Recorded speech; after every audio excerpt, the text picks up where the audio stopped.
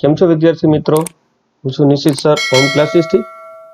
આજે આપણે ધોરણ 12માં વિષય અંગ્રેજી ત્રીજા યુનિટના પહેલા રીડની ચર્ચા કરવાની છે. તો વિડીયોને ધ્યાનથી જોશું. આપણી પાસે ગયા લેક્ચરમાં ગ્લોસરીની સમજૂતી હતી અને હવે આપણે પાઠની સમજૂતી મેળવીએ. મેનેજ યોર સ્ટ્રેસ, તમારી માનસિક તણાવને કાબૂમાં રાખતા શીખો અથવા એનું સંચાલન કરતા શીખો. મેનેજ એટલે કાબૂમાં કરવું કે સંચાલન કરવું થાય. અહીંયા આપણને અમુક વસ્તુ શીખવાડી છે કે સ્ટ્રેન્થન, સ્ટ્રેન્થ ઉપરથી ક્રિયાપદ બને સ્ટ્રેન્થન. સ્ટ્રેન્થનિંગનું જીરંડ એટલે કે કૃદંત નામ બને સ્ટ્રેન્થનિંગ. આપણે જ્યારે ગ્રામરના પોઈન્ટ કરશું ત્યારે આની થોડીક ચર્ચા કરીશું કે કૃદંત નામ કેમ બને આઈએનજી રૂપથી અથવા ભૂતકૃદંતથી. સ્ટ્રેન્થ એટલે તાકાત થઈ, એના ઉપરથી સ્ટ્રેન્થન ક્રિયાપદ બન્યું અને સ્ટ્રેન્થનિંગ એટલે આમ કરવું એવું નામ બન્યું. માનસિક પરિવર્તનશીલતા, મેન્ટલ ફ્લેક્સિબિલિટીને તાકાતવર કેમ બનાવી? આપણું મગજ જે છે એ પરિવર્તનશીલ છે, તો એને આપણે તાકાતથી કેવી રીતના કામ અપાવવું?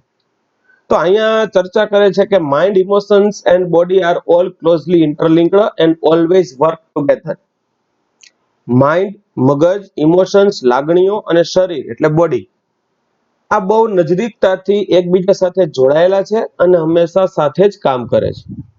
It helps you distinguish them more clearly.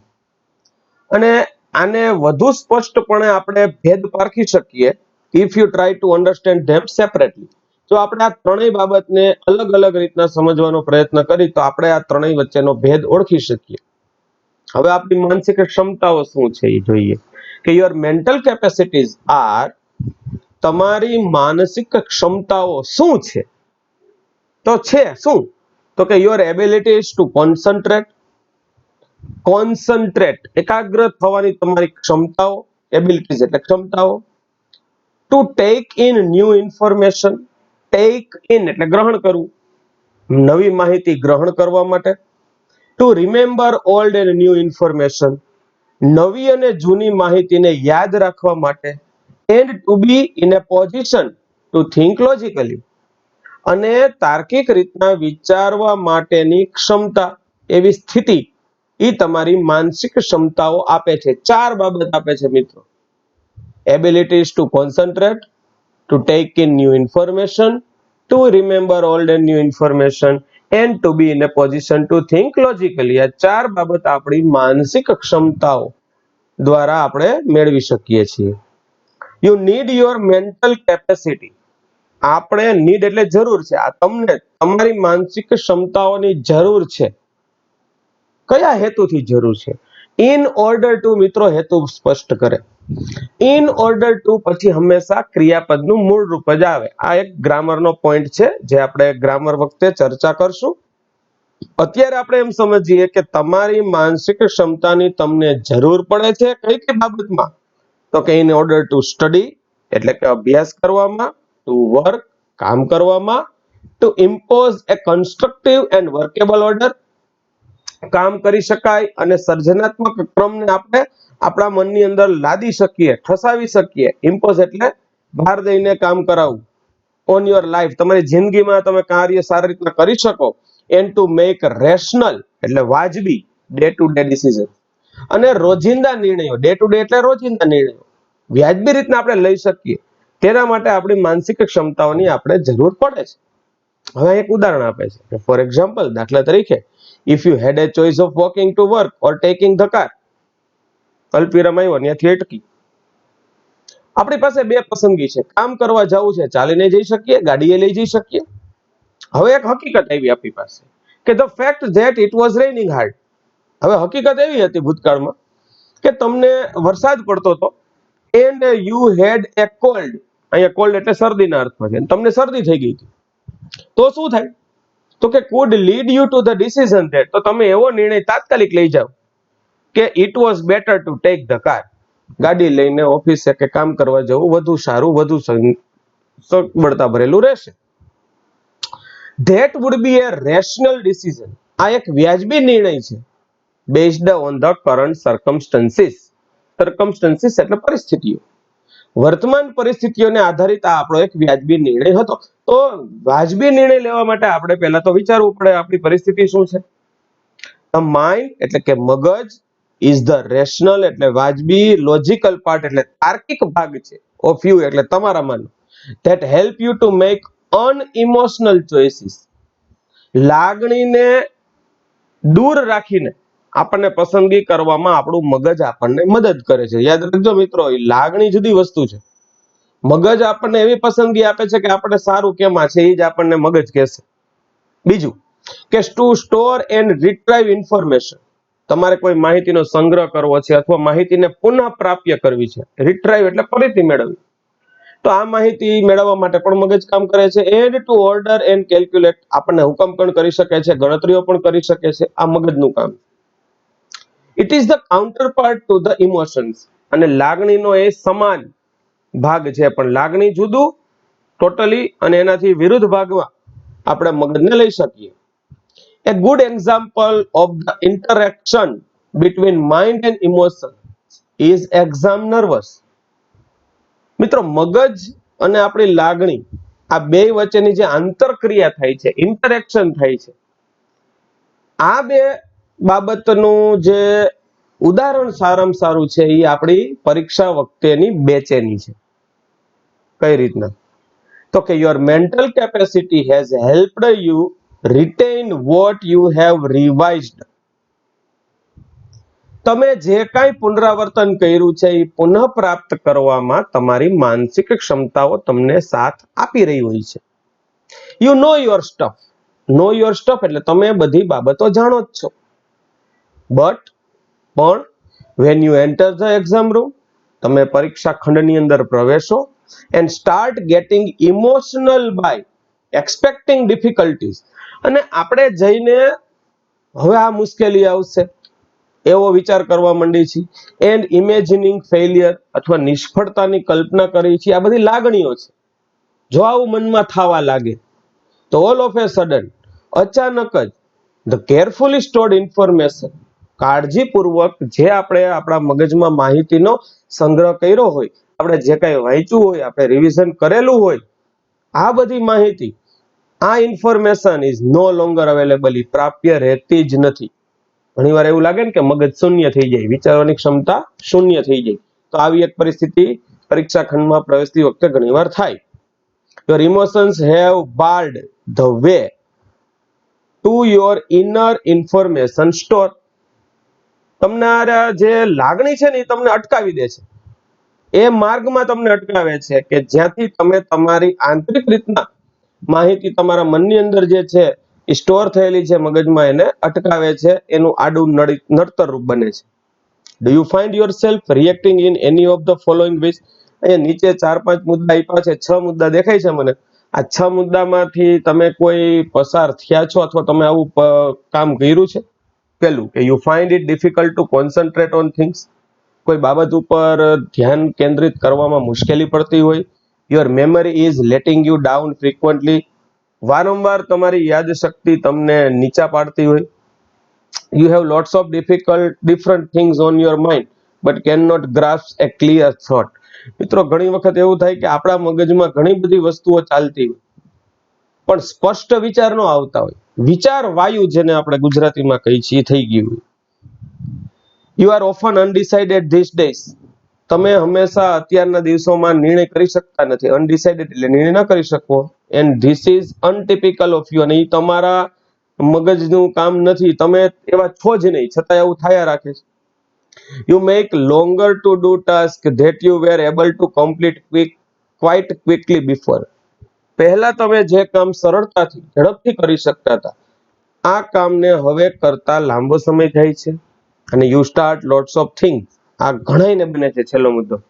એક હારે ઘણી બધી વસ્તુઓ આપણે કામ ચાલુ કરી દઈએ છીએ બટ ડોન્ટ ફિનિશ એની. એકેય પૂરી જ નથી થતી કારણ કે ચાલુ એકારે ઘણું કરી દીધું. મિત્રો, આ ધ્યાન રાખવું કે અગત્યની બાબતોને જ કરો કામ. તમે એકારે બધું ચાલુ કરી દો કામ કરવાનું તો પૂરું થવાની શક્યતા જ નથી રહેતી. ઇફ યસ, તો જો આમાંથી કોઈ તમને બાબત લાગુ પડતી હોય તો then it gives a sign of mental stress present in you. તો માનસિક તણાવ તમારામાં છે ને નિશાની આવે છે. ડબલ કમ્પેરેટિવ ડિગ્રીનો અહીંયા ઉપયોગ થયો છે. જો અહીંયા તમને હાઇલાઇટ કરીને બતાવું કે ધ બેટર, આ ધ હારે ઈઆર વાળું રૂપ, the better you deal with stress, તમે ચિંતાને જેટલી કાબુમાં લાવવાનો પ્રયત્ન કરશો એની સાથે ડીલિંગ કરશો, અને ધ હારે પાછું ઈઆર વાળું રૂપ લેસ, લિટલ નું લેસ થાય, the less your mental capacity will be affected, એટલી જ ઓછી આપણી માનસિક ક્ષમતાઓને અસર થાય. ફરીથી જુઓ, ધ હારે ઈઆર વાળું રૂપ એકવાર, અલ્પવિરામ કરીને પાછું ધ હારે ઈઆર વાળું રૂપ, આ ડબલ કમ્પેરેટિવ ડિગ્રીનો ઉપયોગ થયેલો છે કે જેટલો તમે તમારી ચિંતાને સંચાલિત કરી શકશો એટલી જ તમારી માનસિક ક્ષમતાઓ ઓછી અસર પામશે. ધ ફોલોઈંગ એક્સરસાઇઝીસ, નીચે આપેલી અહીંયા કસરતો છે અમુક, will help you build better stress resilience and rebalance yourself if your mental capacity has already started to suffer due to stress. હવે અહીંયા થોડીક એક્સરસાઇઝ આપી છે આપણને કે આપણે ચિંતાને બહુ સારી રીતના નિભાવી શકીએ, અને તમારી જો માનસિક ક્ષમતાઓ ચિંતાને કારણે પીડિત થવા લાગી હોય તો એને પુનઃ સંતુલિત કરી શકાય. રીબેલેન્સ એટલે પુનઃ સંતુલિત કરવું. પેલું જે એક્સરસાઇઝ જે આપી છે એ છે સ્ટોપ ઓવર થિંકિંગ, અતિશય વિચારવાનું બંધ કરો. When tasks and pressures, task એટલે કાર્ય અને પ્રેશર એટલે દબાણ, સ્ટાર્ટ બિલ્ડિંગ અપ, કોઈ કામ અને કામનું દબાણ, કામનું ભારણ જ્યારે વધવા માંડે, the mind can something go into over thinking, તો આપણું મગજ છે ને એ અતિશય વિચારવાનું શરૂ કરી દે. And you come to the thought, અને તમને એવો વિચાર આવવા માંડે કે આઈ વિશ, મારી ઈચ્છા હોય કે there was a switch in my head that I could flick, એને હું અડી જાઉં and turn off all the thoughts going around in my mind.